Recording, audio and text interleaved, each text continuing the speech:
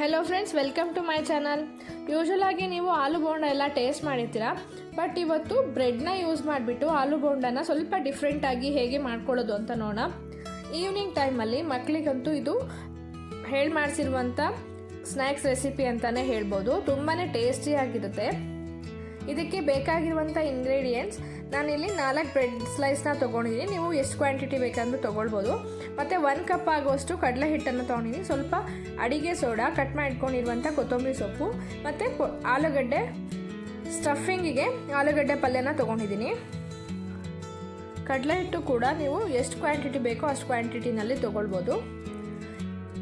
Usual ಆಗಿ ಬೋಂಡ ಎಲ್ಲ ಮಾಡೋದಕ್ಕೆ, ಮೆಣಸಿನ್ಕಾಯಿ ಬಜ್ಜಿ ಎಲ್ಲ ಮಾಡೋದಕ್ಕೆ ಯಾವ ರೀತಿ ಹದದಲ್ಲಿ ಹಿಟ್ಟನ್ನು ರೆಡಿ ಮಾಡ್ಕೊಳ್ತೀವೋ ಅದೇ ಥರ ಹದದಲ್ಲೇ ಹಿಟ್ಟನ್ನು ರೆಡಿ ಮಾಡ್ಕೊಳ್ಳೋಣ. ಈಗ ಒಂದು ಮಿಕ್ಸಿಂಗ್ ಬೌಲ್ಗೆ 1 ಕಪ್ ಆಗೋಷ್ಟು ಕಡಲೆ ಹಿಟ್ಟನ್ನು ಹಾಕ್ಕೊಂಡಿದ್ದೀನಿ. ನಂತರ ಕಟ್ ಮಾಡಿಟ್ಕೊಂಡಿರುವಂಥ ಕೊತ್ತಂಬರಿ ಸೊಪ್ಪನ್ನು ಆ್ಯಡ್ ಮಾಡ್ತಾಯಿದ್ದೀನಿ. 1 ಸ್ಪೂನಷ್ಟು ಅಡುಗೆ ಸೋಡಾನ ಹಾಕೋಣ. ರುಚಿಗೆ ಎಷ್ಟು ಬೇಕೋ ಅಷ್ಟು ಉಪ್ಪನ್ನು ಕೂಡ ಹಾಕೊಳ್ಳೋಣ.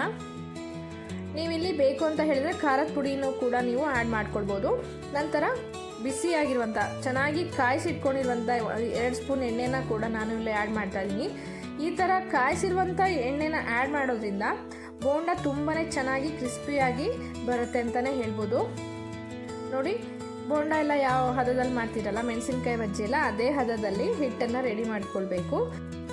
ಈಗ ಆಲೂಗಡ್ಡೆ ಪಲ್ಯನ ನಿಮಗೆ ಎಷ್ಟು ಸೈಜ್ ಬ್ರೆಡ್ ಸ್ಲೈಸ್ನ ನೋಡ್ಕೊಂಬಿಟ್ಟು ಎಷ್ಟು ಸೈಜ್ ಬೇಕೋ ಅಷ್ಟು ಸೈಜಲ್ಲಿ ಉಂಡೆಗಳನ್ನು ಮಾಡ್ಕೊಂಬಿಟ್ಟು ಅದನ್ನು ಬ್ರೆಡ್ ಸ್ಲೈಸ್ ಮೇಲೆ ಈ ರೀತಿ ಅರೇಂಜ್ ಮಾಡ್ಕೊಬೇಕು.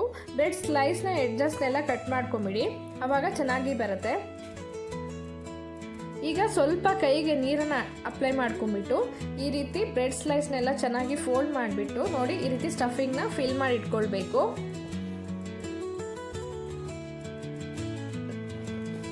ನಿಮಗೆ ಎಷ್ಟು ಕ್ವಾಂಟಿಟಿ ಬೇಕೋ ಅಷ್ಟು ಮಾಡ್ಕೊಳ್ಳಿ. ಈಗ ನಾನು ರೆಡಿಯಾಗಿರುವಂಥ ಸ್ಟಫಿಂಗ್ ಬ್ರೆಡ್ನ ಕಡಲೆ ಹಿಟ್ಟಿನ ಬ್ಯಾಟರ್ನಲ್ಲಿ ಅದ್ಬಿಟ್ಟು ಬಾಣಲಿಯಲ್ಲಿ ಡೀಪ್ ಫ್ರೈ ಮಾಡ್ಕೊಳ್ಬೇಕು. ನೋಡಿ, ಒಂದೊಂದಾಗಿ ಈ ರೀತಿ ಹಾಕ್ಕೊಂಡು ಫ್ರೈ ಮಾಡ್ಕೊಳ್ಳೋಣ.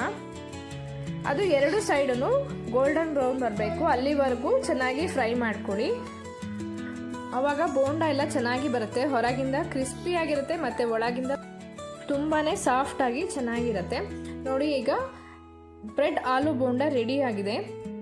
ನೀವು ಇದನ್ನು ಸಾಸ್ ಜೊತೆ ಕೂಡ ಸರ್ವ್ ಮಾಡ್ಬೋದು, ಅಥವಾ ಪುದೀನ ಚಟ್ನಿ ಮಾಡಿಕೊಂಡು ಅದ್ರ ಜೊತೆ ಕೂಡ ಸರ್ವ್ ಮಾಡ್ಬೋದು. ತುಂಬಾ ಟೇಸ್ಟಿಯಾಗಿರುತ್ತೆ. ರೈನಿ ಸೀಸನ್ಗಂತೂ ಇದು ಹೇಳಿ ಮಾಡಿಸಿರುವಂಥ ರೆಸಿಪಿ ಅಂತಲೇ ಹೇಳ್ಬೋದು.